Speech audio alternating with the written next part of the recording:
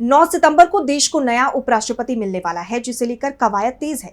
उससे पहले विपक्ष के उम्मीदवार बी सुदर्शन रेड्डी पूरी तरह से एक्टिव दिखाई दे रही है। इसी सिलसिले में अब रेड्डी ने इस चुनाव से जुड़े कई अहम मुद्दों पर अपनी राय रखी है, जिससे उनकी दावेदारी और मजबूत होती नजर आ रही है। तो क्या है पूरी खबर, जानेंगे इस रिपोर्ट में। देश को बस कुछ ही दिनों में नया उपराष्ट्रपति मिल जाएगा, लेकिन उससे पहले दोनों उम्मीदवारों की बात करें तो एनडीए उम्मीदवार सीपी राधाकृष्णन भले ही चुप्पी साधे हुए हैं, लेकिन विपक्ष के उम्मीदवार बी सुदर्शन रेड्डी लगातार अपनी बात सामने रखकर अपनी दावेदारी मजबूत करते हुए दिख रहे हैं। रेड्डी ने इशारों में कहा है कि भारतीय लोकतंत्र पर कोई सीधा खतरा नहीं है, बल्कि कुछ काले बादल हैं जो जल्द ही छट जाएंगे।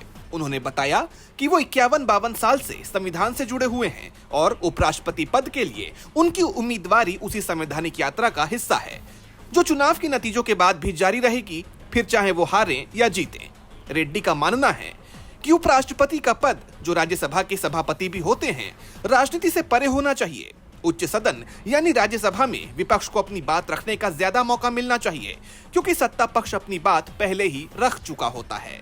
उन्होंने दुख जताया कि पुरानी परंपराओं में रुकावटें आ रही हैं और उन्हें वापस सही रास्ते पर लाना जरूरी है। रेड्डी ने सर्वपल्ली राधाकृष्णन और हामिद अंसारी जैसे पूर्व उपराष्ट्रपतियों का जिक्र करते हुए कहा कि वो उसी परंपरा को आगे बढ़ाना चाहते हैं। उन्होंने साफ किया कि वो नंबर गेम में विश्वास नहीं रखते, क्योंकि ये चुनाव दलों की राजनीति से ऊपर है। इसके लिए उन्होंने सभी सांसदों को चिट्ठी लिखकर समर्थन भी मांगा है। जैसा कि आप जानते हैं कि रेड्डी ने एनडीए उम्मीदवार सीपी राधाकृष्णन को खुली बहस की चुनौती भी दी थी। इन सब के बीच अब सबकी निगाहें 9 सितंबर पर टिकी हैं, जिस दिन देश को नया उपराष्ट्रपति मिलेगा।